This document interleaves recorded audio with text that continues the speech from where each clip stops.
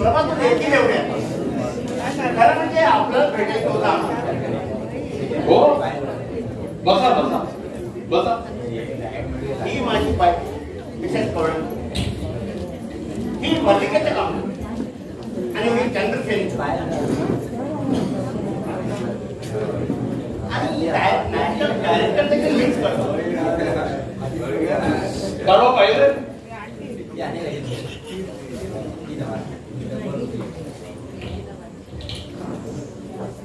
विठोबा. अरे तुझ्या साहेबांचे साहेब आले आहेत आणि शिवाय गाढवा तुझे डायरेक्टर आहे. त्यांना चहा पाणी काहीतरी काय नको. हॉस्टेलवर इतकं घेऊन नंतर जातो विठोबा. जी साहेब. कसे परवाची तालीम आपल्याला कशी वाटली. पण आधी एक सांगतो, माझी नोकरी इंजिनियर पण नाद नाटकाचा. आम्ही दोघेही मुंबईत असताना आर्ट थिएटरमध्ये काम करीत होतो. गेल्या त्याच्या स्पर्धेमध्ये हिला मोठं बक्षीस मिळालं होतं, फिमेल रोलचं, आणि मला डायरेक्टर. अरे वा. आता हॅमलेटची मोठी जबाबदारी घेतली आहे. ह्याने पूर्वी हॅमलेटचा रोल केला होता. अच्छा. पण तो इंग्लिश प्रयोगात. मी हे नाटकाचा अगदी वेगळ्या तंत्राने बनवणार आहे. अजिबात नवीन ट्रीटमेंट देणार नाही. शेक्सपियरची नाटकं पूर्वी आपल्याकडे झाली आहेत, आपल्याला माहितच होते. पण खरा शेक्सपियर कुणाला कळलं असेल असं मला तरी वाटत नाही. हो हो हो खरं आहे तुम्ही म्हणता ते. कळायला कठीणच आहे तो. 2 दिवस आपण तालमी पाहिलेत ना. आपण लवकर निघून आला त्यामुळे बोलणं झालं नाही. एकूण काय इम्प्रेशन झालं आपलं. वा वा छान चाललंय. उत्तम. आपण पूर्वी हॅमलेट होतात करीत होतो. आपल्या काही सूचना असेल तर. नाही काय नाही. म्हणजे मला वाटतं की गंगेनं कसं वाहावं हे ब्रह्मपुत्रेला सांगू नये आणि ब्रह्मपुत्रेनं कसं वाहावं हे गंगेला सांगू नये. कारण एकाच पर्वतातून दोन्ही येतात आणि एकाच समुद्राला मिळतात. दोघींच्या वाटा वेगळ्या, स्वभाव वेगळे. कोणी कोणाला सूचना करू नये. असं कसं म्हणता. हे नाटक सरकारी स्पर्धेला देणार अगदी टॉप प्रायोरिटीला हवंय. होईल होईल. आपण थोडी भजी घेणार. भजी. भवानी विलास हॉटेलचा रामय्या आहे ना, त्याने करून दिले होते. रामय्या शी कसला घाणेरडा हॉटेल मला आहे तो. मला वाटतं तो वर्षातून एकदा आंघोळ करत असेल. मलाही नक्की माहिती नाही, पण भजी चांगली करतो. नको आम्हाला. मला वाटतं अप्पासाहेब आमची रिहर्सल तुम्हाला विशेष आवडलेली दिसत नाही. नाही तसं नाही. आमचं स्टेज टॅप तुम्हाला आवडलं असेल. तुमचं स्टेज का माफ करा. ते ब्राह्मणांना ते चुकून ते एका भजीत मिरची घातली आहे.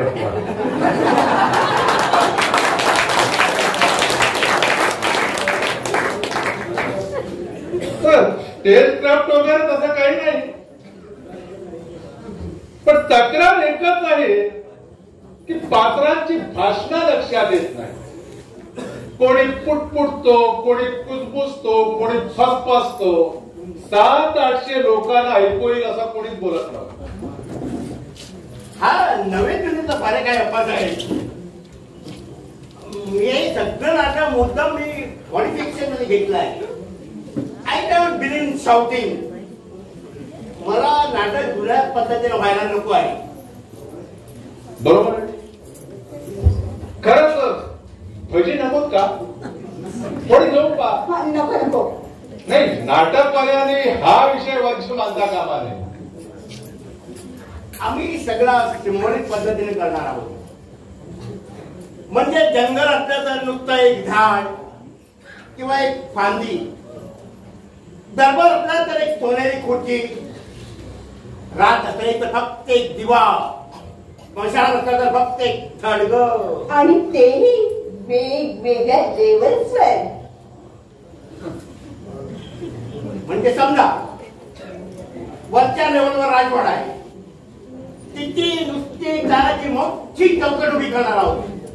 भिंती नाही का, नुसती चौकट. आणि खालच्या लेवलला जर काय रस्ता असेल तर बाजूला एक झाड किंवा एक दिव्याचा खांब. आलं लक्षात आलं. अरे विठोबा, तुमच्या साहेबांना काहीतरी थंडगार तरी आणून ते गरम होत चाललंय. नको नको, काय नाही करायवर बघू. जा तुम्ही विठोबा. जी साहेब. नाटक नाटकीपणाच्या साखरदंडातून मुक्त व्हायला पाहिजे. आप्पासाहेब, असा एक प्रयत्न मी करणार आहे. लोकांना आपण ट्रेन करायला हवं. त्यांच्या मनात पूर्वीची भूत फार पक्की बसलेली आहेत. हो हो, भूतांना भयंकर वाईट सवय आहे ती स्मशान सोडून लोकांच्या मनात मुक्काम करायची. गणेश जोशी आपण पाहिले आहेत. पाहिले. माफ करा,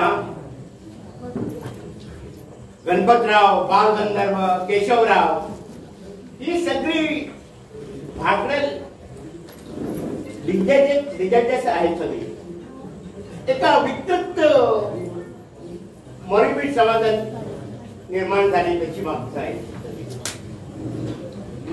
मी गणपतरावचे चित्र पाहिले आहे, चारित्र वाचले.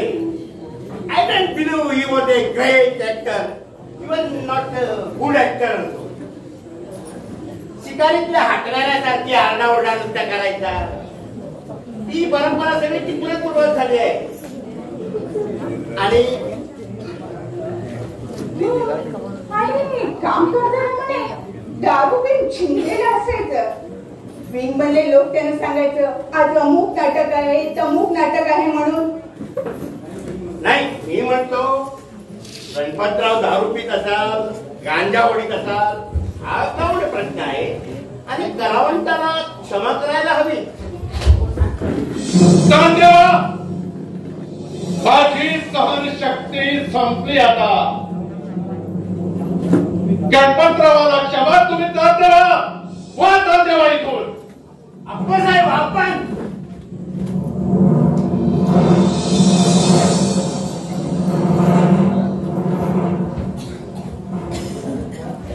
आप्पा हे काय चालवलं? म्हणतो ना एक मिनिट पाहिजे तो तुम्ही काय चालवलं?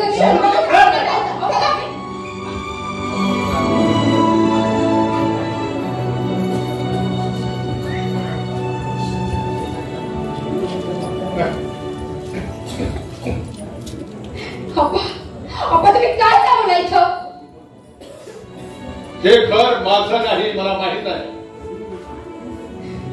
तरी सुद्धा मी त्याला सांगितलं चालते व्हावं.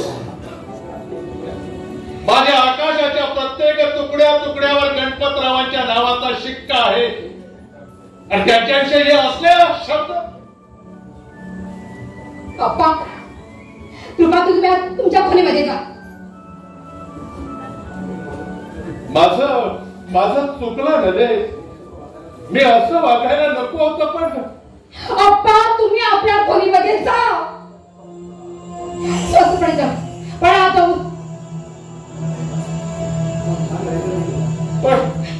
पण पोरी भान राहिलं नाही मला. माझं ते घड्याळ हरवण्यापासून भानच गेलंय मास्तर. अप्पा कृपा करून तुम्ही तुमच्या खोलीमध्ये जा.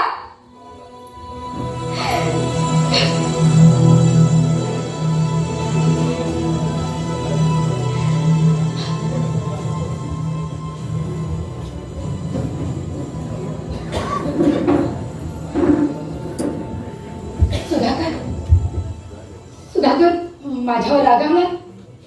बोलतात तुझ्यावर रागायचं काय कारण?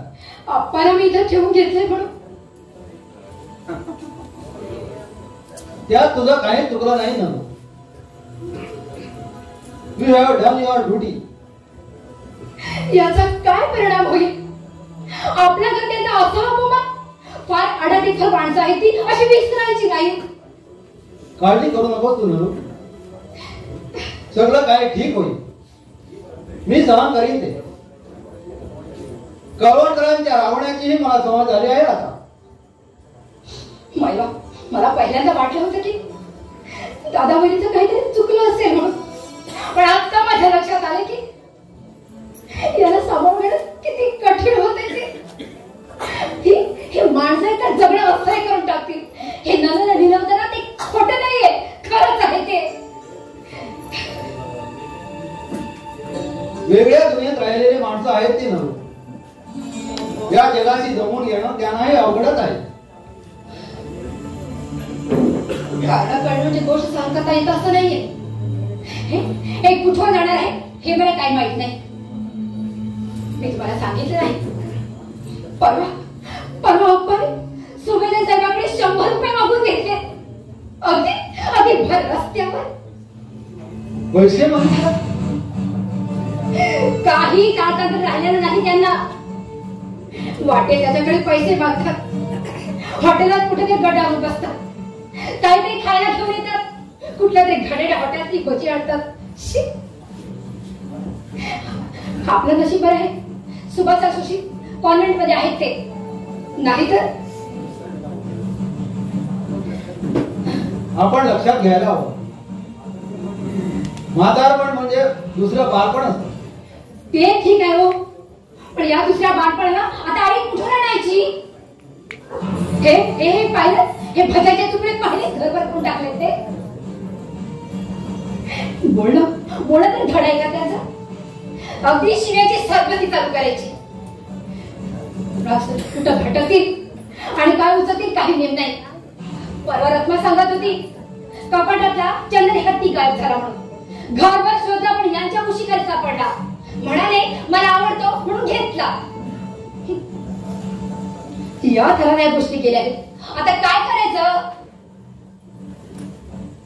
सुधाकर, तुम्ही बोलत नाही. तुम्हाला किती त्रास होतो मला कल्पना आहे हो त्याची. पण मी तरी काय करू? वेळी आहेस का तू नरू? इतका त्रास कशाला करून घ्यायचा? माझ्या मनात एक विचार आला होता. आता त्याप्रमाणे करायचं ठरवलंय मी. त्याशिवाय आता गत्य करत आहे. काय ठरवलं आहे? या दोघांना पाठीमागच्या आउट हाऊस मध्ये ठेवायचं. तिथे एक खोली मोकळी आहे, ती साफ करून घ्यायची. कोण? खोली नीट नीटकी करून घ्यायला सांगते. भाई जरा त्या नेहमी बिछाण्यावर खेळत असते. तिची कोट तिला तिथं न्यायला सांगते आणि आपण सामान सुद्धा न्यायला सांगते. उद्या तिचं जेवण खाण चहा पाणी सगळं विठोबा बघेल. या घरापासून त्याला अलग करायलाच हवंय. त्याशिवाय आता गत्यंतरच नाही. इतकं कठोर आहो आपण? आता इलाज नाहीये दुसरा सुधाकर. अरे त्यांना सांभाळायची जबाबदारी आहे माझ्यावर. पण त्यासाठी तुझ्या सुखाची सुद्धा कल्पना आहे मला. विठोबा, अरे विठोबा, हे बघ आउट हाऊस मध्ये ती खोली ना, ती साफ करून ठेव. आणि आईची कोण उद्या सकाळी तिथे नेऊन ठेव. आई आणि अप्पा उद्या तिथून राहतील उद्यापासून. जी बाई साहेब. आणि बघ त्याचं जेवण खाण चहा पाणी सगळं काही तूच पाहायचं आणि गप्पा सुद्धा सांगून ठेव. जा. जी बाई साहेब.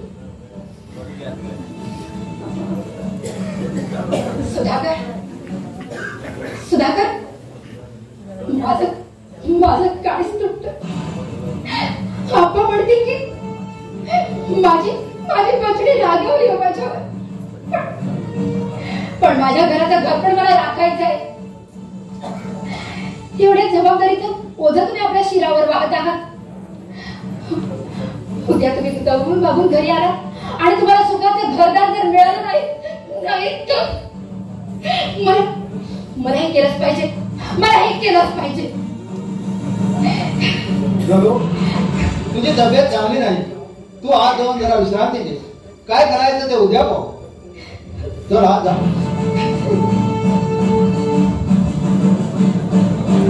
अत्यंत आभारी आहे.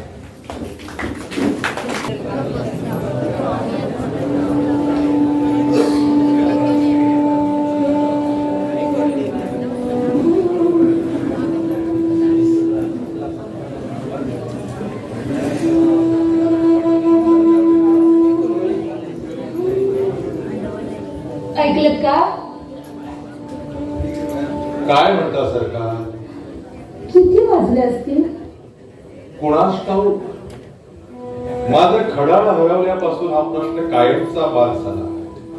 आता फक्त दिवसांचा हिशेब, तासांचा नाही.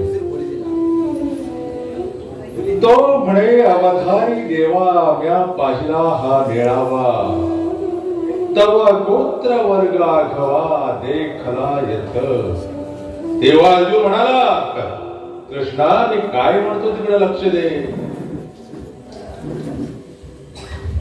ऐकलं का? आता काय? आज इतकं पुरे, माझं नाही लक्ष लागत. ठीक आहे. आपलं वर्तन सुधारावं म्हणून हा संगनमत करून हा ग्रंथ आपल्याकडे पाठवला. पण पहिला अध्याय अजून संपत नाही. काय म्हणणं आहे आपलं सरकार? तुम्ही रागवणार असाल तर आपली सांगते. नाही रागव. मला की नाही आज खूप बरं वाटतंय. वाटलं तरी असं म्हणायचं नसतं. सैतानाची पिल्लं वळचणीला बसलेली असतात ती ऐकतात. बसू दे. देवाची पिल्ल सुद्धा दुसऱ्या वळचणीला बसलेली असतात. बर, आपण आता दोघांनी फिरायला जायचं का एखाद्या बागेमध्ये हातात हात घालून? ईश्वर, चेष्टा करायची नाही हा, नाहीतर बोलणारच नाही मी. काय गाढव आहे मी. आता बाग म्हटल्याबरोबर मला आठवण झाली. सरकार, आज मी तुमच्यासाठी एक गंमत आणली आहे. काय आणलं? ओळख पाहू. भजी नाही ना आणली, नाहीतर पुन्हा परवासारखं नारायण व्हायचं. खाण्यात जमा नाही सरकार. ओळख पाहू. ओळखलं. सोनचाफ्याची फुलं. भावटी, तुला कसं कळलं? सोनचाफ्याची फुलं का लपून राहतात? तुम्ही घरात आल्यापासून गंध दरवळतोय खोलीमध्ये. या वाचण्यात माझं लक्ष राहिलं नाही.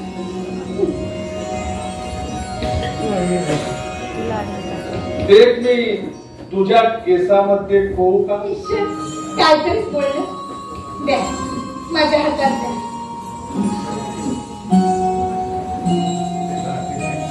किती छान आहेत काही.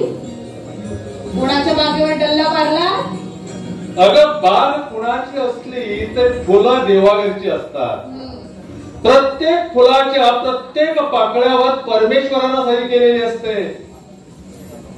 आकाशातल्या नक्षत्राप्रमाणेच ही देवाघरची फुलं आहेत.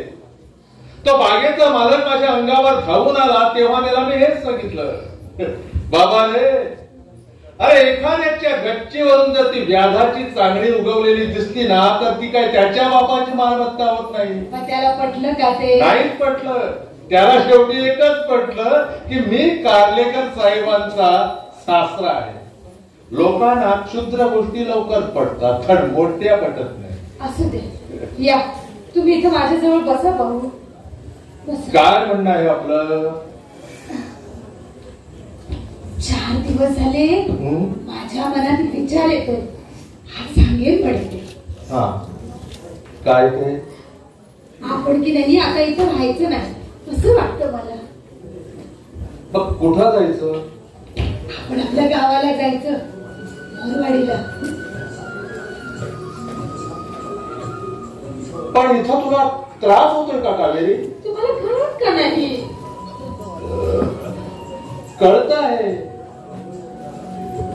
जे अडगळ घरात हे बाळ विचारे आले ना तेव्हा सारं काही कळलं. पण ही पोरं सभ्य आहेत हो. वाजवीपेक्षाही सभ्य आहेत. मनात काही असलं तरी बोलून दाखवत नाही आणि त्याचा फायदा आपण घेऊन आम्हालाही काही कळलं नाही असं समजायचं आणि मिळेल ती फांदी धरायची आणि लोंबकळत राहायचं. याच शहाणपणा आहे. असू दे, पण या अवस्थेत काही माझी तब्येत सुधारायची नाही. आणि तिकडं वाडीला सुधारे, तिथं पुढे एखादा चांगला डॉक्टर तरी आहे का? न मिळो. कपड्यात शिरलेल्या कुसळासारखी अवस्था झाली आपली. कुसळाचा काटा होण्या अगोदरच आपण शहाणपणानं इथं बाहेर पडावं. नव्याचे 9 दिवस केव्हा संपले.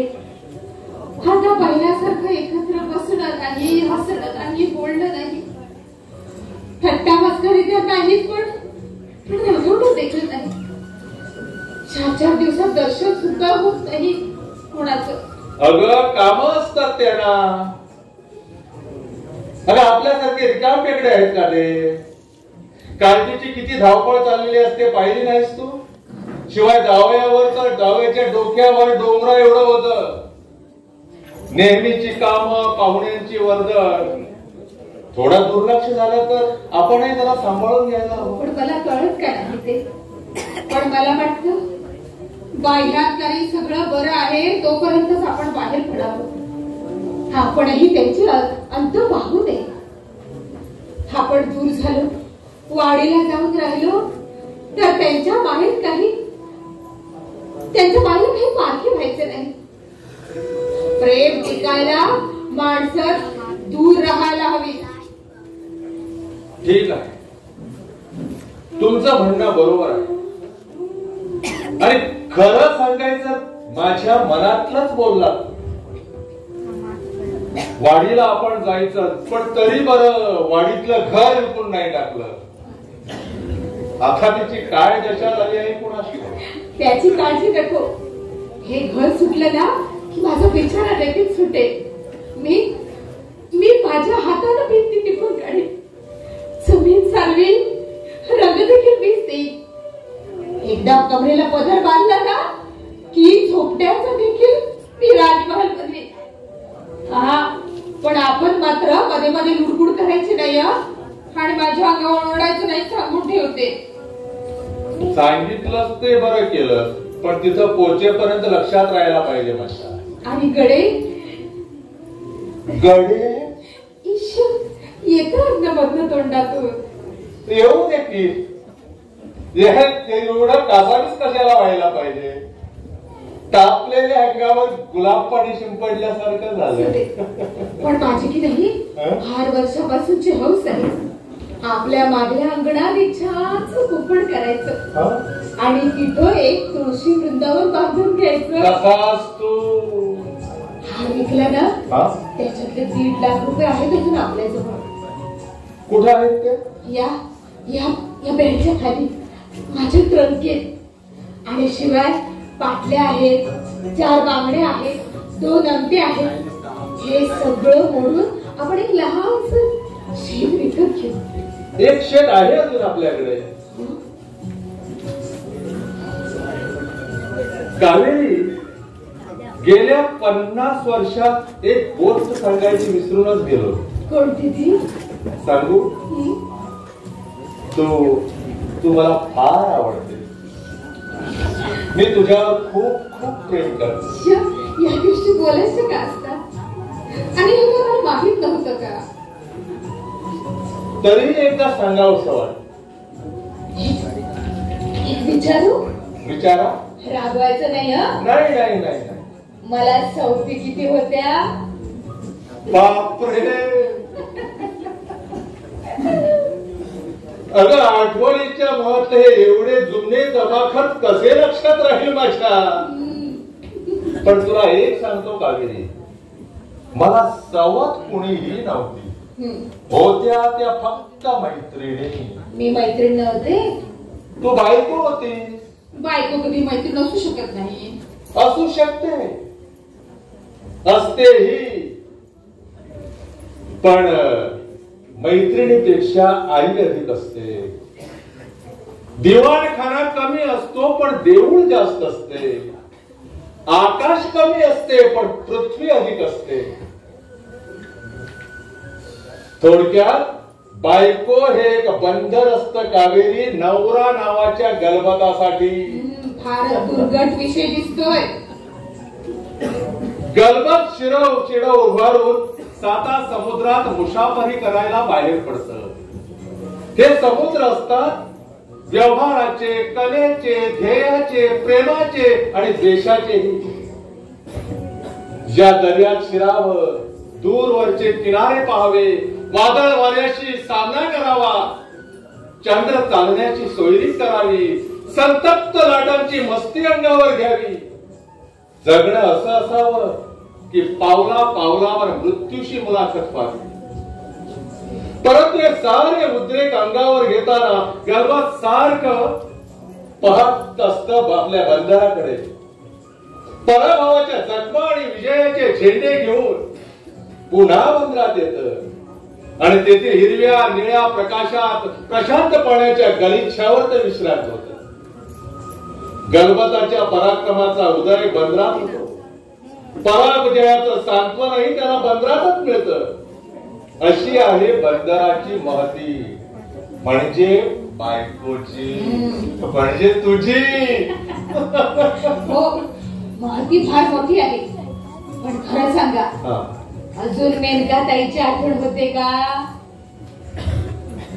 अनेक जखमापैकी ही एक जखमच आहे आणि ती जखम मी माझ्या बंदरातूनच भरून काढली आणि तिथंच भरून निघाली. तुमचं उत्तर मला माहित होतं, तरीही कुठलं एकदा विचारून बघायचं. इतकंच, मनात काही राहिला नको.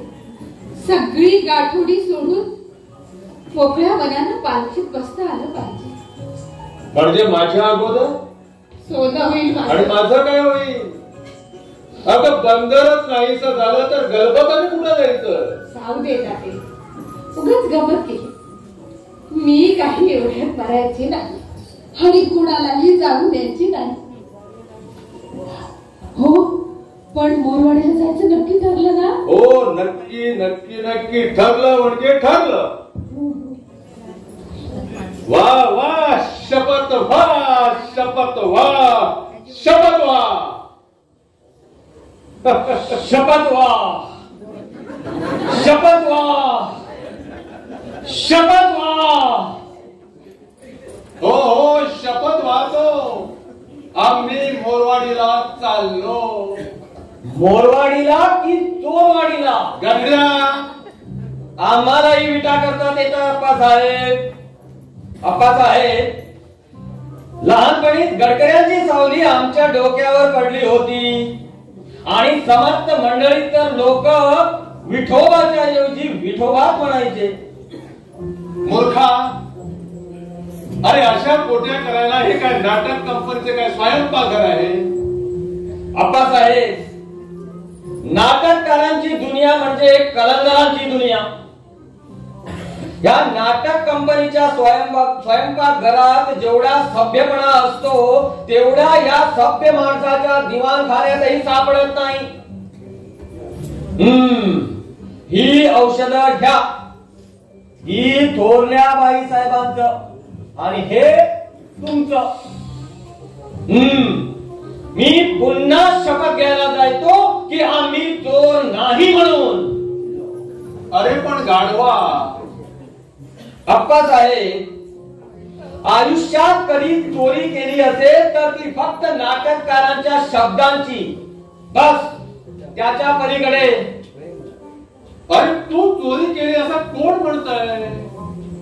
केली असं कोणी म्हणत नाही, पण केली नाही असंही कोणी म्हणत नाही. जातो मी. बाई साहेब येत आहे.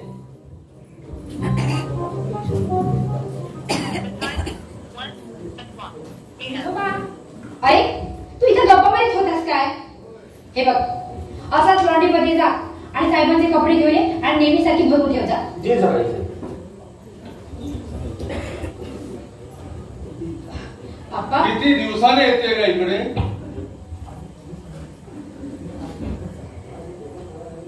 आज एक गंमत सांगणार आहे मी तुला. आप्पा, आज तुम्ही फिरायला गेला नाही? नाही गेलो. अगं तुझ्या आईला अधूनमधून प्रेमाचे संवाद सुचतात. बघतो त्यांच्या तिच्या बरोबर गुलकर्णी गोष्टी करत. काहीतरीच बोलणं. अगं बाई, साहेब आले वाटतं. माझं लक्षच नव्हतं. आपण उठू नका, हालचाल करायला असाल तर म्हणाय. नाही नाही, जरा थोडी टेकून बसते. थांबा. अगं नले, अगं 4-5 दिवसांनी आलीस आणि जाऊई बापू तर मला वाटलं. आई, आमची काय धांदल चालते तुला दिसत नाही का? अगं गेले 8 दिवस आले, 10 पाहुणे येऊन गेले आहे. घरातल्या कामाचा राम रगाडा आणि त्यात हे बाहेरचे उद्योग, जीव नकोसा होऊन जातोय ग. अगं पोरी, अगं आपल्या देशातलं एक मोठं धरण बांधतोय ना. अगं तुझा नवरा, मग त्या कामाला आपलाही हातभार लागेल थोडाफार. जावई, म्युन्सिपाल्टीच्या विद्वत यादीमध्ये 1000 मेंबर लोकांची नावं असतात. तसे तुमच्याकडे लिहिता येत नाही. अद्याप तशी पद्धत नाही. नाही, सुरू झाली तर तुमच्या नावाबरोबर त्या कंसामध्ये या जगदंबेचे नाव घ्यायला विसरू नका. अप्पा, खरंच तर तुम्ही बाहेर फिरायला गेला नाही? आणि तू मगाशी कोणी आलं होतं का? नाही, कुणी नाही. याचा एक साहेब येणार होता निरोप घेऊन. कोणी शिपाई वगैरे नव्हता का? नाही, कोणी आलं नाही, गेलं नाही. का? अगं काय शोधतेस तू?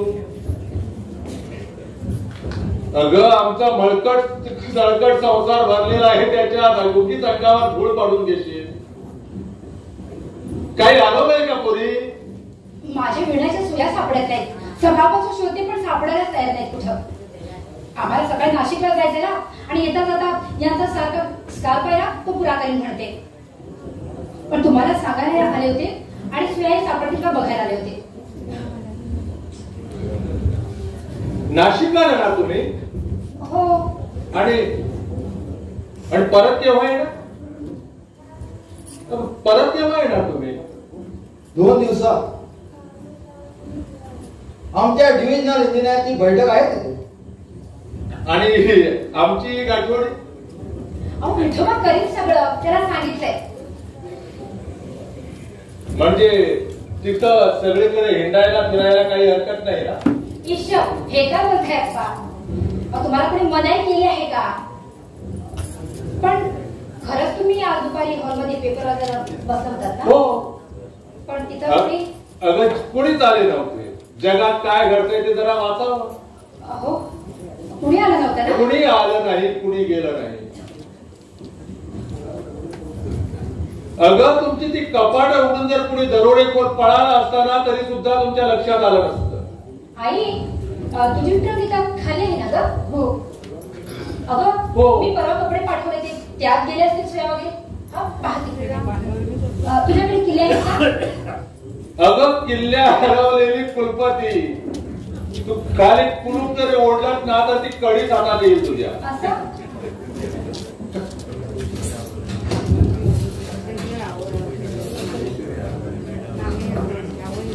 राहू दे ना लोक. मला वाटतं राहू दे काय, आपल्या इकडेच खात्री करून घ्यायला हवी. अहो काय काय भरलं आहे तुमच्या या ट्रंकीमध्ये? हा, आमचा जुना बाजार आहे तो. नाही सापडली ना, तू होती वेगळी झाली. अगं ठेवलं असेल कुठं आणि पाहतेस कुठं.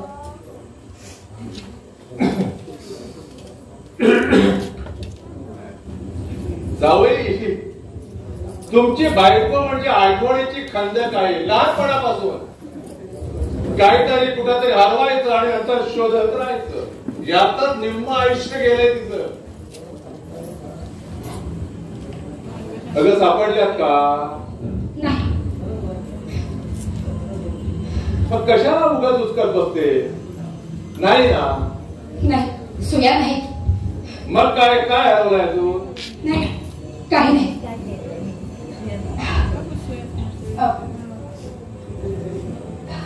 तिकडेच असतील कदाचित. पहाटे निघणार? हो. आणि आई, कडक थंडी वाजणार म्हणून इशारा आला आहे. थोड्या वेळाने मी विठोबाकडे ब्लँकेट पाठवून देते. हा, चला.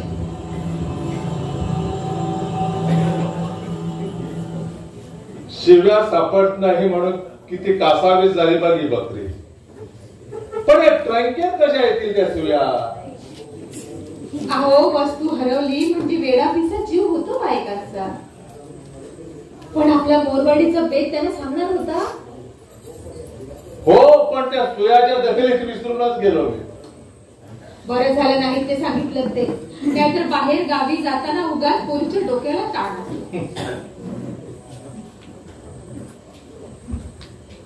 शपथ व्हा, शपथ व्हा. असं ट्रेनिंग जमलं तर स्वतःलाच नाही तर नाटक कंपनीलाही बक्षीस मिळवून देईन. जमेल केव्हा तरी. हा, आप्पासाहेब, हे तुमचे कपडे. दोघ्याने साहेबाच्या कपड्याबरोबर तुमचेही कपडे पाठवून दिले. हा, कुठे ठेवू? ठेव, इथंच ठेवतो.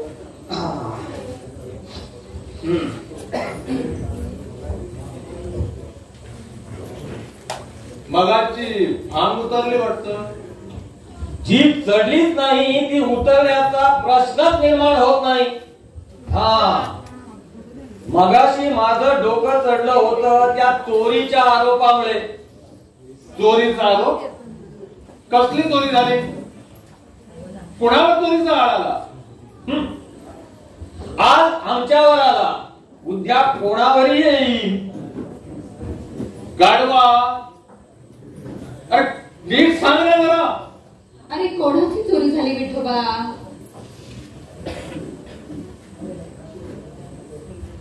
कोणाशी बोलायचे नाही म्हणून बाई साहेबांना बजावलंय. आता तुम्हाला म्हणून सांगतो, आज एक वाईट गोष्ट घडली बघा आपल्या घरात. काय झालं? साहेबांचा सगळा पगार आज चोरीला गेला. पगार चोरीला गेला? हो, दुपारी साहेब जेवणाला घरी आले होते ना, तेव्हा त्यांनी गोदरेजच्या कपाटमध्ये पाकिट ठेवलं होतं. संध्याकाळी येऊन बघितलं तर गायब. पाकिट गायब? गायब, सबसे गायब. बाई साहेबांना सगळीकडे शोध घेतला. सर्व नोकर माणसावर आरोप केला. जबान्या घेतल्या, झडत्या घेतल्या, पण काहीही सापडलं नाही. म्हणून म्हटलं, तुम्ही मोरवाडीला निघाला, पण हे लोक तुम्हाला चोरवाडीला नेऊन पोहोचवतील. जातो मी, बॅग भरायची आहे माझी.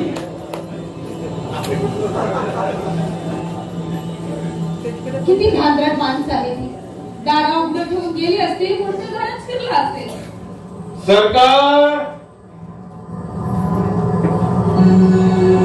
ह्याचसाठी ती इथं आली होती, शोधायला. सरकार, आपण चोरी केली. आम्ही चोर ठरलो स्वतःच्या पोरांच्याच घरात. मी म्हणते, उघडा तसा वेळा विकला विचार करू नये, असं व्हायचं नाही.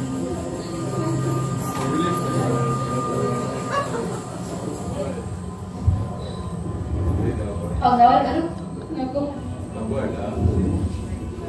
नले,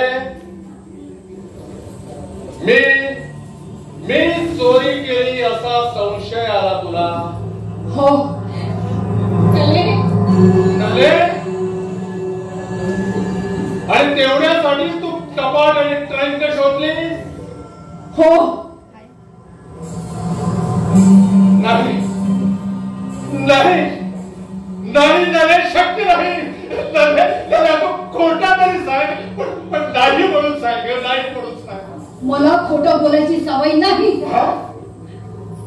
म्हणजे मी चोरी केली असं खरंच वाटतं तुला? अप्पा, मी बेलवकर नाही, कारलेकर आहे, कारलेकर. यांचे पैसे होते ते. त्यांचे कपाट काढून घेण्याचा तुम्हाला काही अधिकार नव्हता. पैसे हवे होते तर माझ्याला मागायचे होते.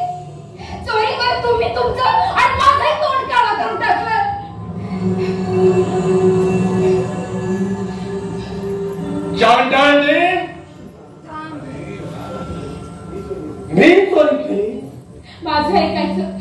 रागवायचं नाही.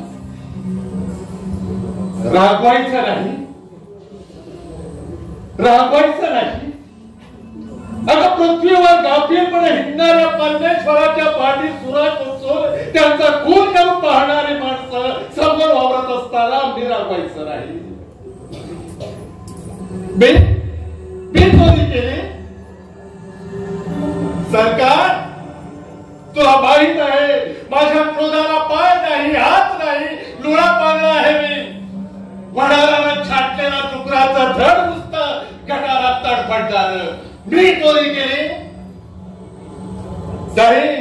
नाही सरकार. मी रागवणार नाही आणि रडणारही नाही. डोळ्यात जर आसवा उभी राहिले ना तर डोळ्यांच्या खाता करून घेईल संभाजी सारख्या पण आळही समोर मी रडणार.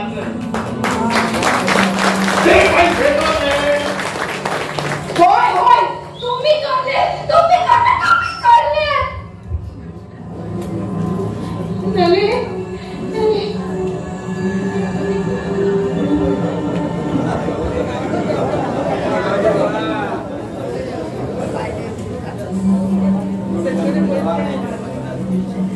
ही चोर आहे, ही चोर आहे. गणपतराव बेलवलकर नटसम्राट मी चोर आहे स्वतःच्याच घरातला. लाखोंची मालमत्ता गुलाल मुख्या प्रमाणात आले उधळली. तो हा गणपतराव बेलवलकर आज चोर ठरला स्वतःच्या पोराच्याच घरात. परमेश्वरा, अरे परमेश्वरा, मी दुसरा मी काही सहन केलं असतं रे, पण चोर हा शब्द ऐकलं का? काय म्हणते? हे बघा, सगळी दुनिया आपल्यासाठी आता संपली आहे. आता आपण दोघंच उरलो. आपण दोघंच एकमेकांसाठी. माझ्या गळ्याची शपथ आहे, मी काय सांगते ते ऐकायचं.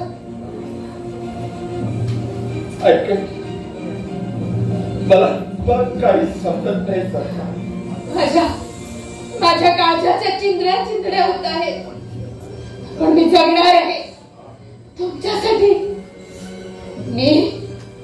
मी बरी असते तर क्षणभर सुद्धा हे तर सहन केलं नसतं. नंद्याच्या घरातून बाहेर पडले तशीच तुम्हाला घेऊन या घरातूनही बाहेर पडले असते. पण या आजारात मी अगदी झाले आहे, लाचार झाले आहे. मला माझाच भरोसा वाटत नाही. म्हणून मी सांगते आहे, ऐकतात ना? ऐकतो आहे. आपण आजची रात्र इथं राहू. उद्या कोणाला तरी घेऊन आपण मोरवाडीला जाऊ. मी बंगल्यात धानूकडे जाऊन येते. तिला स्पष्ट विचारते, काय तुझ्या मनात आहे? आम्ही घर सोडायला तयार आहोत, पण असला अभद्र आरोप आमच्या बाकी नको. मी तुझ्या पायावर डोकं ठेवून तिची विनवणी करेन. वये, अगं आतापर्यंत तुझ्याकडे काही मागितलं नाही, यापुढेही मागणार नाही. पण आपण पसरते तुझ्या पुढं. एखादा माणूस ते आम्हाला आणि आमची मोरवाडीला जायची व्यवस्था कर. आम्ही आमची खेळी थोबड तुझ्या संसारात पुन्हा कधीही दाखवणार नाही. पण तुम्ही शांत राहायचं. माझ्या गळ्याची शपथ आहे. तुम्ही डोकं फिरून घ्यायचं नाही. मला थोडं बरं वाटलं ना, मी वाटेल ते आयास करीन. मोरवाडीला गेल्यावर सुखा समाधानाचं देऊळ उभं करीन माझ्या देवासाठी. हे सर्व मंगळ स्वप्न होतं म्हणून विसरून जाऊ. माझी कूस वांगच राहिली असं समजेन मी. आपली साथ आहे तोपर्यंत मला कशाचीही पर्वा नाही. मनाला खचले नाही. तुमच्या हाताचा आधार असल्यावर मी वादळात देखील दगडासारखी उभी राहीन. कुठल्याही काळोखातून त्यासाठी रस्ता काढी. माझं एवढं ऐकायचं हा? मी माझं ऐकायचं. तुम्ही असं डोकं फिरून टाकत जायचं. ऐकणार ना? मी आता जाऊन येते. आणि पण कावेरी तुला माझी काळजी नको. मी अशी भीतीला धरून जाईल. मी विचारेन तिला. मला समजायला हवं सगळं काय. मी विचारेन तिला.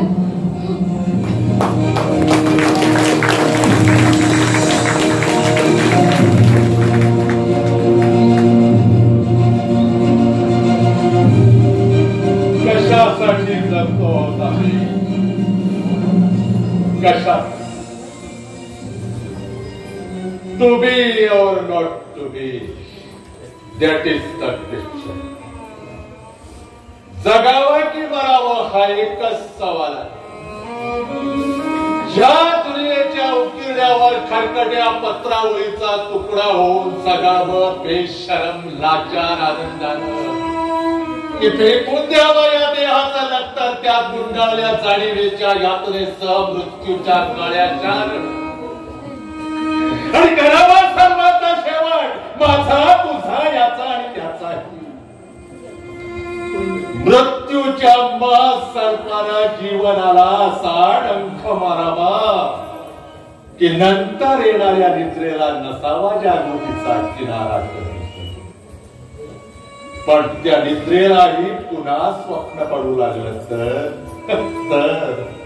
तर इथंच मी काय नव्या स्वप्नाच्या अनोळखी प्रदेशात प्रवेश करण्याचा धीर होत नाही. म्हणून आम्ही सहन करतोय नवे जागेपण. सहन करतो आम्ही प्रेताच्या निर्जीवपणानं अभिमानावर होणारे बलात्कार. आणि शेवटी करुणेचा कटोरा घेऊन खालच्या मानेनं उभं राहतो आमच्याच मारेकऱ्यांच्या दाराशी. विधात्याने का कठोर का झालास रे तू? अरे एका बाजूने ज्याला आम्ही जन्म दिला ते आम्हाला विसरतात आणि दुसऱ्या बाजूने ज्याने आम्हाला जन्म दिला तो तूही आम्हाला विसरतोस. मग विस्कटलेले आडलचे सापडे घेऊन हे करुणा करा.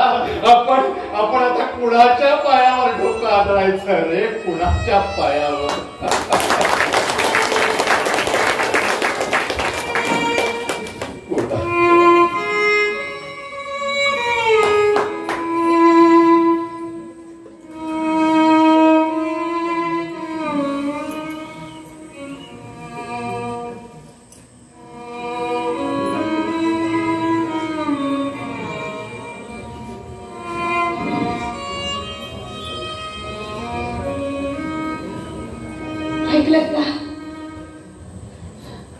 ऐकलं का?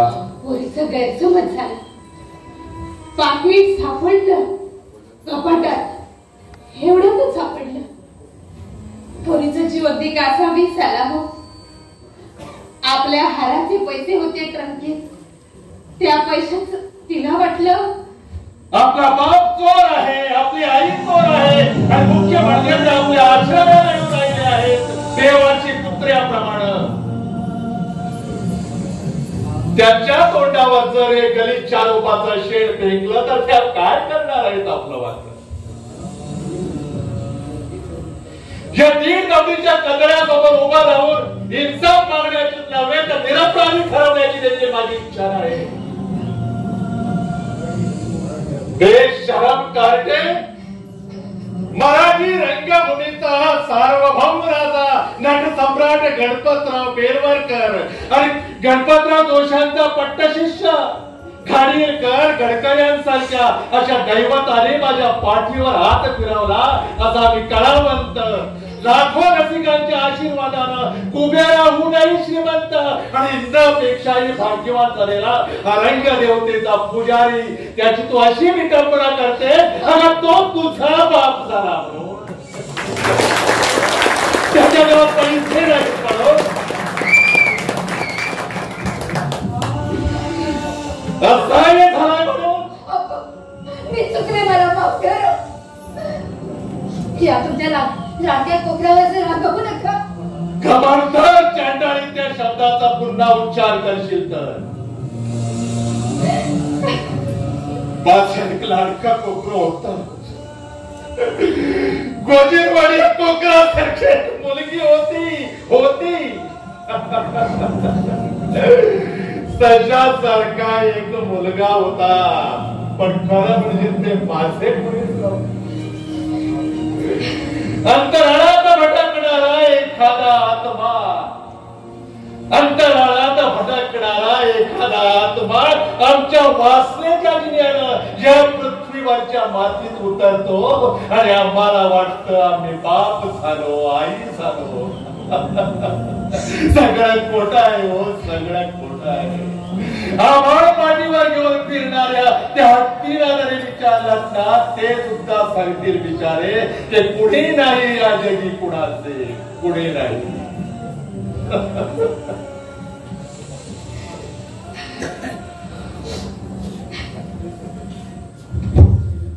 साहेब, माझी विनंती आहे आपल्याला, आपण मी काय म्हणते ते ऐकलं का? असं एकदा ऐकायचं. मला हे सगळं नाही कसं व्हावं. माझ्या छातीत कळ येतंय. आजची रात्र आपण आता इथं काढायची. उद्या सकाळी आपण सर्व वर काढू. मी तुमच्यासाठी आई, मी तुमच्यासाठी.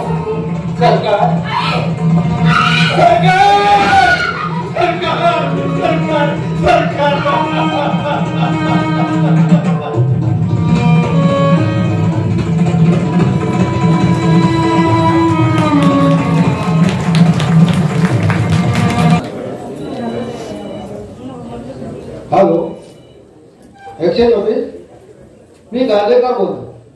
हे पहा, मी मुंबईला कॉल मागितलेला आहे, अर्जंट. अर्धा तास झाला, आतापर्यंत मिळायला हवा होता. हो, नंदन बेलवकर किंवा मिसेस बेलवकर, कुणीही. 10-15 मिनिटात. थँक्यू. आणि स्वतः लक्ष द्या. It is very very urgent. Okay. काय म्हणतायत? लाईन बिघडली होती म्हणे, आता चालू झाली. 10-15 मिनिटात मिळेल म्हणून. जरुरीच्या वेळी नेमक्या याच्या लाईन बिघडलेल्या असतात. तरी बरं झालं. हो, एक मुलांना विचारतो आहे ना. हो.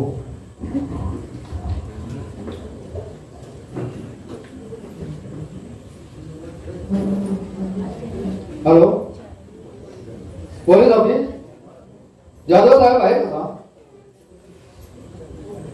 हो, इन्स्पेक्टर साहेब, मी कालेकर बोलतोय. काही तपास झाला का? सध्या काही नाही. हो हो, मला कबूल आहे. नाही, आम्ही दोघंही परगामी गेलो होतो. कदाचित रात्रीच गेले असतील. ठीक आहे, थँक्यू.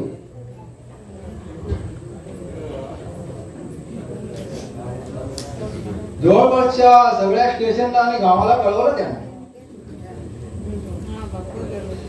एसटीकडेही चौकशी केली. चौकडे रिपोर्ट यायला अजून अवकाश आहे म्हणे.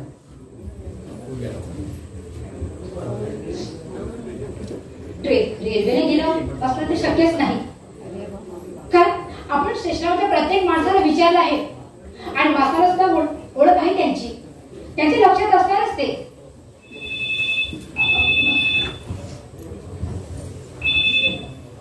हॅलो,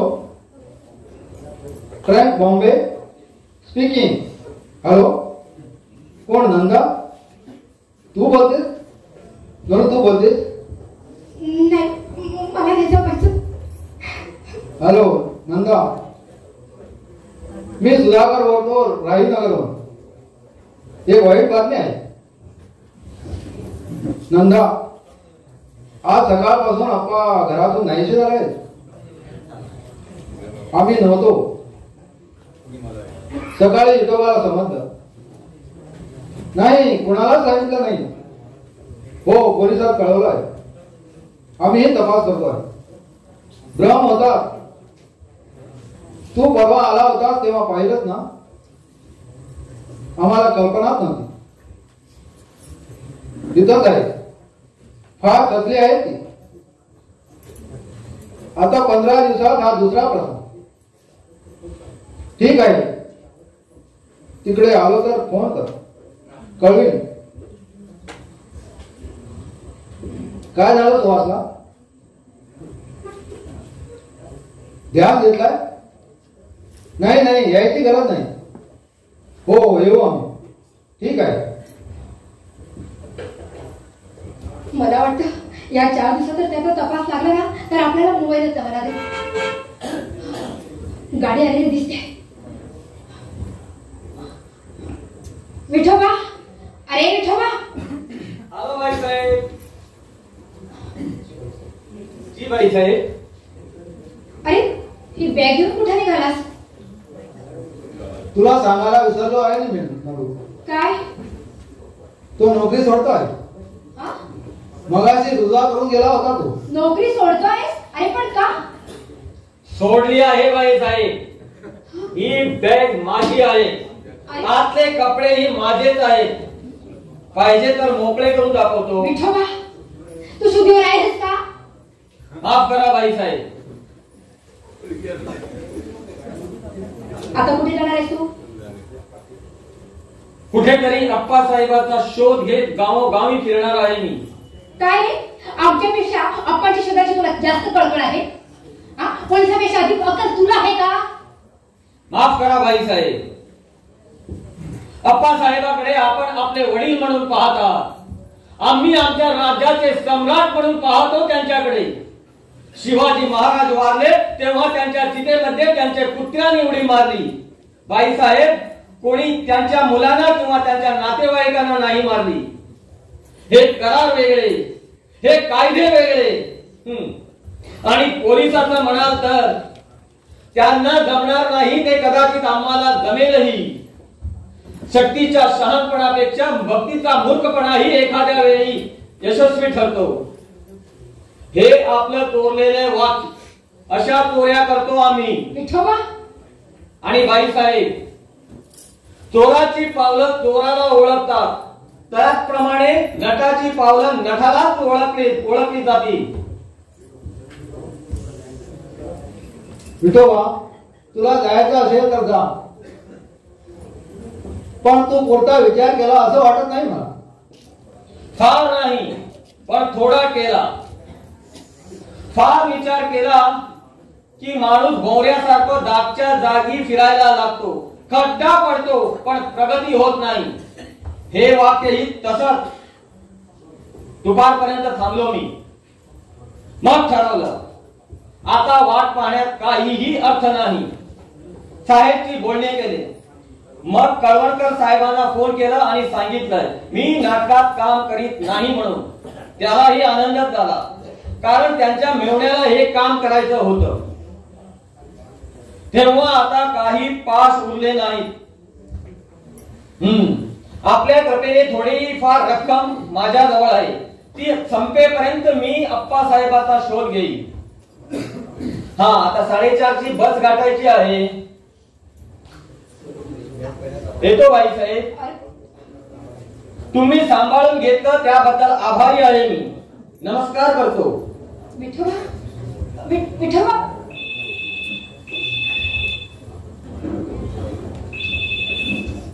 हॅलो, कोण? जाधव साहेब, कुठं हवे आहे? बरं येतो मी. हो, ताबडतोब येतो. हॅलो, पोलीस कचेरीत पुन्हा एकदा जायला हवं. जाधव वाट पाहत आहे. मी जाऊन येतो. सुधाकर,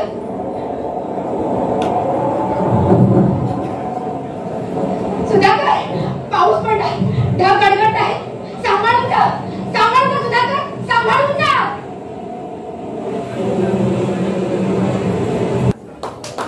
एका तुफानाला कुणी घर देता का? एक तुफान फिरती वाचून, खरा वाचून, छपरा वाचून जंगला फिरत आहे. तिथून कुणी उठवणार नाही अशा दिवशी जागा ढूंढते आहे. कुणी घर देता का? तुफानाला महान नको, राजवाड्याचा सेट नको, आपताही नको, हार नको, पदवी नको. फक्त हवा एक लहान घर, पंख बिठून पडण्यासाठी, एक हवी आराम खुर्ची फक्त तुफानाला बसण्यासाठी.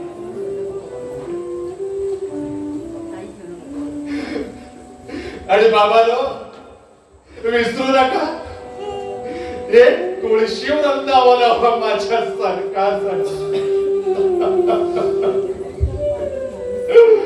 सरकार सरकार सरकार.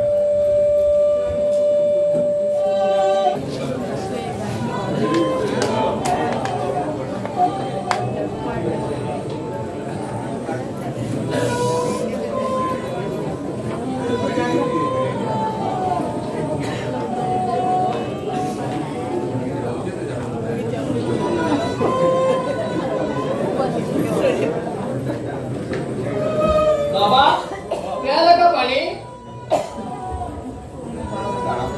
अरे पोऱ्या, बाबाच्या पुढे कुठे बसतोस? अरे बाबाला त्रास होईल, सारा दंगडा मोडून टाकेल. थांब थांब, मी आलो बाबा.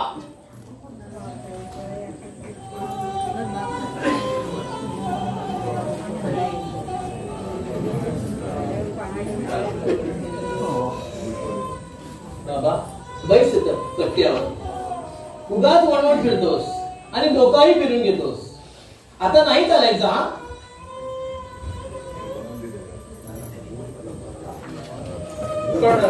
इथं बसलो तर कोणी रागावणार नाही. हा रस्ता आहे बाबा, कुणाची खासगी इस्टेट नाही, आपलं राज आहे इथं.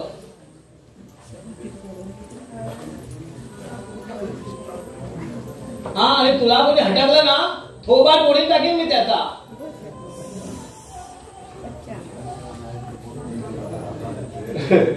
असं एकदम रागावू नको राजा. रगानंतर काय करायचं? सारे गुंगुमी घरात राहतात कबुतरासारखे, आणि आम्ही रस्त्यावर टेकलो तर आम्हाला लाथा मारायला येतात. राहता नाही यायचं त्यांचा. बरं ते मरू दे. तू सिगरेट उठतोस का?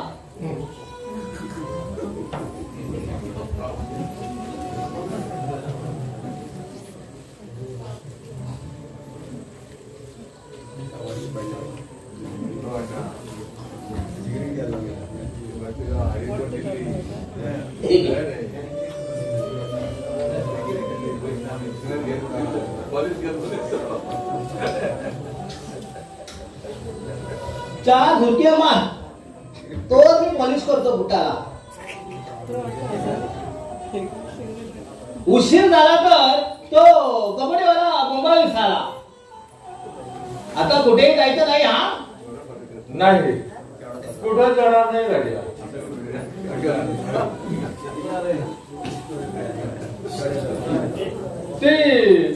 ती मोठी माग इमारत दिसते ना, ती कुठली राहिली? ते थिएटर आहे बाबा, नाटकाचं. बहुत लोक आते इधर, पण सगळे गाडीवाले आणि माडीवाले हा.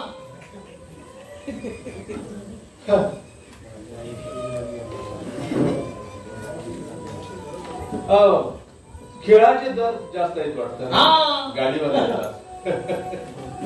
त्या कंपनीचे खेळ फार टॉप आहे बाबा. तुम्ही कधी नाटक पाहिलं का बाबा? नाटकाशिवाय दुसरं काहीच पाहिलं नाही रे, म्हणूनच सगळा घोटाळा.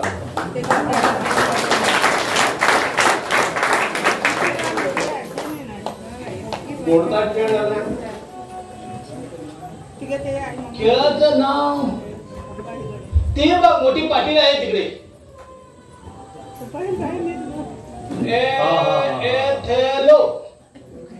डब्बल न काढायला विसरला वाटत, पण त्याच्या बापाला तरी वाचता येतं का ते?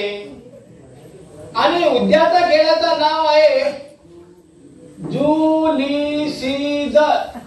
तिकडेही चुकला साला. सीझर लिहायचं सीझर लिहून ठेवलाय. काहीतरी नाव ठेवतात.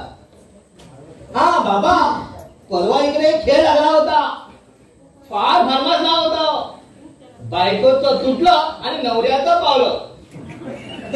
ऐसा टायटल होना चाहिए. हा, या नाटकाची स्टोरी माहिती आहे तुम्हाला बाबा? हो, माहित आहे. एथेल्लो नावाचा एक जंगली माणूस होता. डबल? हा, डबल एथेल्लो, डबल. फार शूर आणि सच्चा दिलदार होता राजा. रोम नावाच्या देशाचा तो एक राजा होता. नाही, एका लहानशा राज्याचा तो सेनापती होता. रोमचा राजा सीझर. सीझर नाही? नाही, सीझर म्हणजे आम्हीच गाडव. हो. हा, बरं पुढं? ते एथेल्लोने एका श्रीमंत सरदाराच्या मुलीशी लग्न केलं, चोरून, बापाला न कळवता. म्हणजे बाहेरच्या बाहेर आई मानली. पुढे लग्न झाल्यानंतर बायको संबंधी संशय यायला लागला. छिनान निघाली. नाही, ती बिचारी सीता सावित्रीच होती. पण त्याच्या एका नोकराने कानात विष भरवलं त्याला वरचा हुद्दाही मिळवायचा होता आणि ही मालकीनही मिळवायची. साऱ्या हिरण्या ठेकल्या पाहिजे, नसत्या वांगडी करतात. बाबा, त्या पोकळीवर बूट देऊन येतो. हा, नाटकाची इंटरव्ह्यूची घंटा झाली. पाहतो एखादा गिराईक मिळतो का म्हणून. हा, तू बसून राहायचं. हा, कुठे जायचं नाही, मी आता येतो बघ. पॉलिश वाला, बूट पॉलिश, बूट पॉलिश.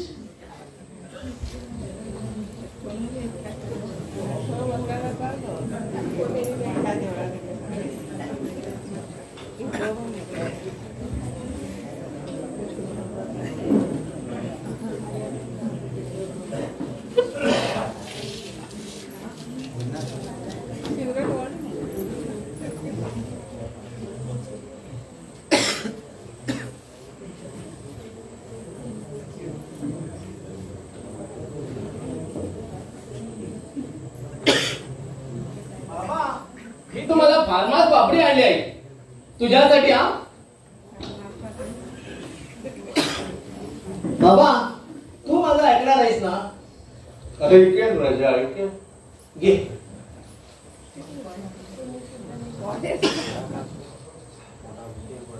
बस राजा, असं प्रेमानं आपल्या कोणीच हात मारले नाही बघ. ठरलं बाबा, आज माझ्या घरी घेऊन जाणार आहे मी तुला. तुला घर आलं ना का? हा, अरे घर म्हणजे काय? बॉम्बेवाल्याचा आसमान महल. तिकडे ते रेल्वेचं पूल आहे ना, त्यांच्या कमालाखाली आम्ही राहतो. जागा मात्र आमची आहे. हा, पण आपण बस्तीत शेर आहोत आणि राहतो आम्ही 25-30 लोक. पण सगळे मानतात आम्हाला. पण आपणही त्यांच्यासाठी 400-500 रुपये खर्च करतो दररोज. कुणाची चहा पाणी, कुणाची हातभट्टी, कुणाची पावरोटी. एक म्हातारी घाटी नाही आमच्या मेळात, पण ती रोज मला भाकरी करून देते, गरमागरम फार्मास. हा, आज रातला पाशी निघतो, त्याला भाकरीचे पैसे देतो आणि त्याचा दवापाणी करतो मी. अरे पैसा काय जळायचा आहे? सारा नाही मिळतात पैसा. माणसं तकवली पाहिजे बाबा, माणसं. राजा, तुला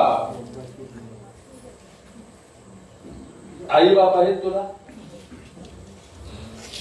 बाबा तुला तुझ्या पोराने टाकलं, मला माझ्या आई बाबाने टाकलं. तुला टाकलं? माझ्या समोर घेऊन ये त्याला चांबडी सरतो हरामखोरांची. ती आहे 200 मिळावं, पण बाबा ती तरी काय करणार? घरात 8 तोंड खाणारे आणि 4 हात कमावणारे. मी शाळा सोडली आणि एसटीवर नोकरी करायला लागलो, पण तरी भाग्य नसाला. पण एक दिवशी रागाच्या भरात बापाला लाथा मारला मला आणि घराबाहेर काढलं. मी तडक निघालो आणि मुंबईला गेलो. आता दिसायला मी काही 400-500 रुपये तरी कमवतो. तुला घरच्या माणसांची आठवण येत नाही रे राजा? का नाही कोणाला बाबा आठवण काढायला? आणि आता आपण सेपरेट झालो आहे. आता रस्ता तुटला, आता पुढच्या रस्त्याची वाट पाहतो मी. शाबास. असं सेपरेट व्हायला माणसाला जमलं पाहिजे. पण तुमच्यासारख्या शहाण्या सुद्धा लोकांचं हे चुकतं. बाबा, आई, बहीण, भाव, काका, मामा, मामी सर्वजण तुम्ही घेऊन जातात. पण तुम्ही तंगड्या घालून चालतात, पण मोरं पाळायची विसरतात आणि सगळे आदळटाने बोंबवतात. या गुंत्यात तुम्ही सापडला बाबा, म्हणून तुमचं डोकं भडकलं. बाबा, देव माणसाला दुनियेत पाठवतो अमक्या तमक्याचा बाप किंवा भाऊ नाही म्हणून. चिठ्ठी नाही घालत बाबा. बाबा बाबा काळजाच्या वाटेला आपल्याला वाट येते ते खरं, बाकी सब झूट आहे बाबा. बाबा, आता तुला बरं वाटतं ना? हो, खूप बरं वाटतं राजा. तळघरातून बाहेर आल्यासारखं वाटलं. उजेड कमी झालाय का मला कसं वाटतंय काय कळत नाही. नाटक संपलं बाबा, म्हणून दिवे घालले. हा 8 वाजायला आले बाबा. चला आता घरी जाऊया. काळजाचा करार आहे आपला. तू आता कुठे वळवळ फिरायचं नाही हा, आणि काहीतरी वाकडा खायचं नाही, आणि ताल सोडून बोलायचं नाही. हा, आरामानं राहायचं बस्तीत आणि मोठ्याने हसायचं. हा, बस्तीचा कारभार करायचा. हा, कबूल? कबूल. तू सांगशील ते करीन रे राजा. तू सांगशील ते करीन. अप्पासाहेब, कोण आहेस तू? अरे माझी नजर तुबडी झाली. अरे कोण आहेस तू? मला ओळखलं नाही अप्पासाहेब? मी तुमचा विठोबा. विठोबा म्हणजे हॅमलेटच्या बापाचं भूत. बाबा, या माणसाला ओळखतो तो? ओळखतो. तो माणूसच आहे, पण भूताचं काम करतो. पण काही भूत माणसाचे काम करतात. पण हा त्यातला नाहीये. हा माणूसच आहे. हा माणूसच आहे. हा मुळातच माणूस आहे. विठोबा, तू इथं कशासाठी आला? देव माझ्या नवसाला पावला. अप्पासाहेब, नटाची पावलं नठालाच ओळखू आली. मी मुंबईपर्यंत तुमचा माग शोधत आला. मग नंदासाहेबाकडे जाऊन त्यांना कळवलं. 2 दिवस सर्वांनी मुंबईत पालती घातली. आज मी थिएटर पाहायला सुरुवात केली. म्हटलं थिएटर जवळ तुमची भेट होईलच, आणि तसंच घडलं. अर्ध्या तासापूर्वी मी इथं येऊन गेलो. इथं बसलेला बघितलं मी तुम्हाला. माफ करा अप्पासाहेब, तुम्ही एखाद्या वेळी मला दाद देत नाही अशी भीती वाटली मला, आणि मी तसाच नंदासाहेबाकडे गेलो आणि घेऊन आलो सर्वांना. मी टॅक्सीला पुढे आलो. बाकी मंडळी सर्व साहेबांच्या गाडीने येत आहेत. सर्व मंडळी येत आहेत? होय, सर्व मंडळी.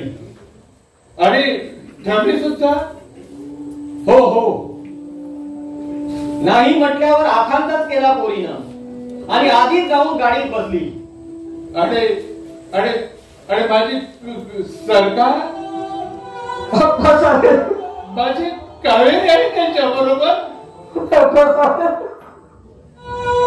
तू रडतोय? मला आठवलं मला. कावेरी जिवंत नाही आहे आता. अरे कोर्डिया सारखी मेली आहे ती. परमेश्वरा, अरे घोड्यासारख्याला उंदराला जगता येतं रे, पण माझ्या कावेरीला नाही जगता आलं.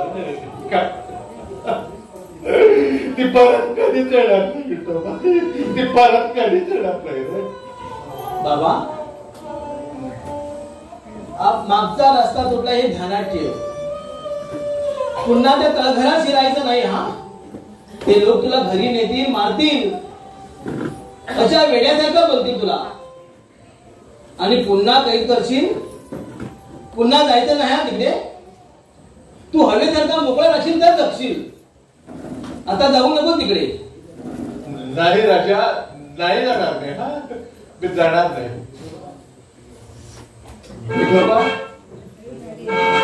गाडी आली वाटतं. सगळी मंडळी आली आप्पा साहेब. या या बाई साहेब, या इथेच आहे. राजा, राजा मला थांबून ठेव. राजा, मी पडण्याची कायची भीती वाटते रे मला. राजा, तू बस, मी पाहतो तुला कोण घेऊन जातो ते.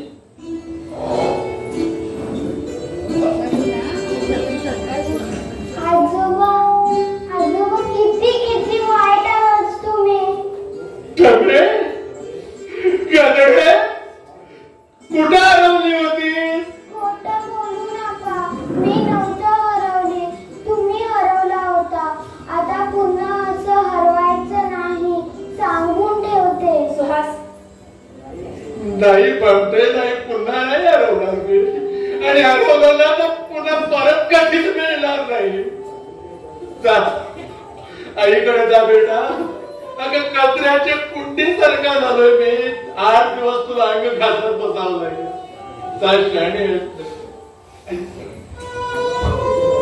बाबा, उशीर झाला घरी जायला. आपल्याला घरी जायला हवं.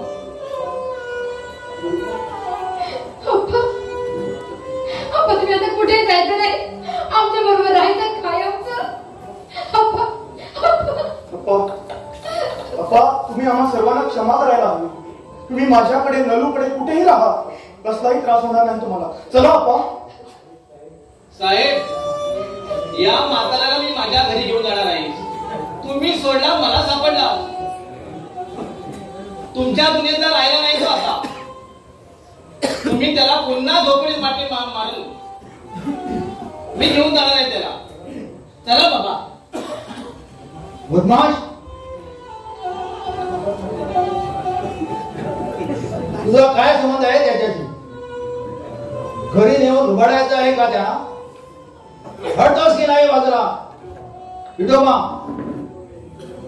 गाडी जवळ इन्स्पेक्टर साहेब आहेत, बोलावून आणलं होतं. हो साहेब. जाधवराव, जाधवराव, कुणाच्या बाबाला भीत नाही मी सोडणार नाही बाबाला.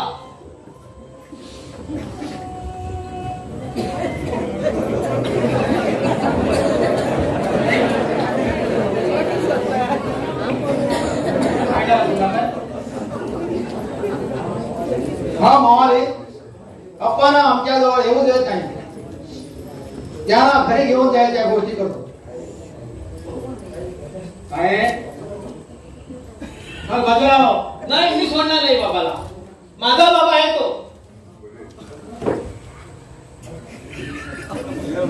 तुझ्या बरोबर येतो. हा,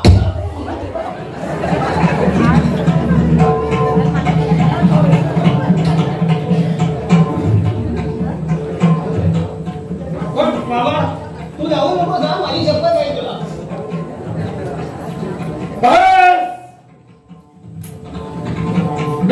बंद करा तलवारी. काही तर रात्रीच्या काही मनाला गंतून जातील त्या. आणि ईश्वराला तुमच्यापासून आमचं रक्षण केलं आहे आणि आम्हीच एकमेकांचा संवार करू लागलो आहोत. बस, एकदम बंद. इन्स्पेक्टर साहेब, हे थिएटर आहे, आमचं राज्य आहे.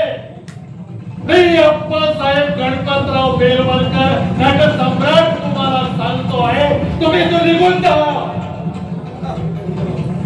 या थिएटरच्या जगात सगळं खोटं आहे, म्हणूनच सगळं चांगलं आहे. तिकडच्या दुनियेचा तिथे खरे शामिली खऱ्या बोलण्या करत आहेत. खऱ्या वृंदावर खऱ्या वसुंधरावर बलात्कार करतायत, खरे मेघवेद आपल्या खऱ्या मित्राचे खून पाडतायत. ती था गरज आहे तुमची. दादा कृपा करून गाडीजवळ थांबा तुम्ही. चला. माझ्या राजाला मारतात तुम्ही. राजाला मारलं नाही तुम्ही, मलाच मारलं. हे रक्त राजाचं नाही रे, हे रक्त माझं आहे. माझं ऐकणार नाही का तुम्ही? तुमच्या कोकरावरती राग अजून गेला नाही का तुमचा? माझ्या लाडक्या कोकरा, रागा लोभाची किल्मिश आता माझ्या मनात उरलीच नाही. लाडक्या, मी कुणावरही रागावणार नाही. चैत्रातली सोनेरी सकाळ माझ्या अंगात चिरपते आहे. नव्या नाटकाचा पडदा वर जायची वेळ आली आहे. तिसरी घंटा वाजते आहे. सुखदुःखाचा सुवास हवेत दाटला आहे आणि वरून नाचीचे सूर येते. आणि माझी नटी तर आगाऊ पणाला आधीच स्टेजवर जाऊन बसते आहे. माझी वाट पहा.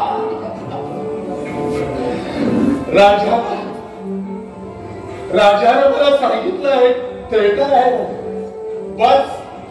आणखी काय हवंय मला? राजा जवळ राहा राजा. तब्येत तू ये भवाने.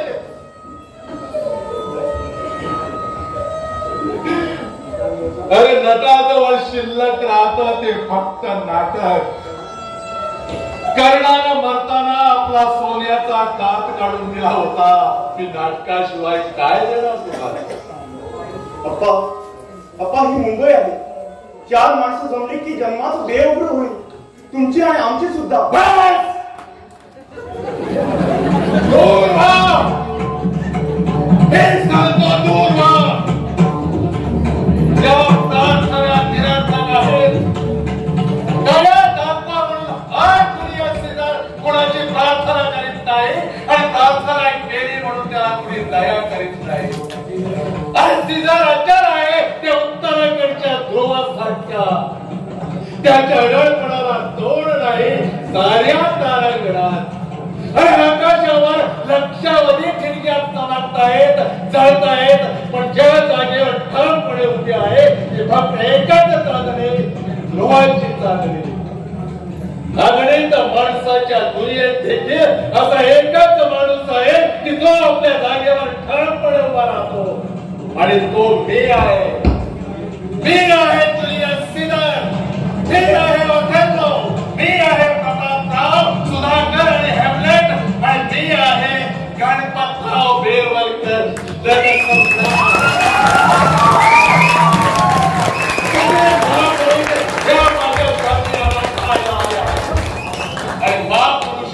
छाती म्हणजे मार्या झालेल्या अवमान, चिरंतन अवमान. आणि ते पहा माझ्याकडे वाटतो असेल ते गजारी बसतायत या दुनियात सीझरला मारण्यासाठी. म्हणून तो बाजूने खेळलाय झाले. तो माझ्याकडे म्हणतोय अरे मारा कटांगर. अरे बोलतात तू सत्ता. अरे तू सत्ता मारा कटाई. राजा अरे असं असतं घडणार.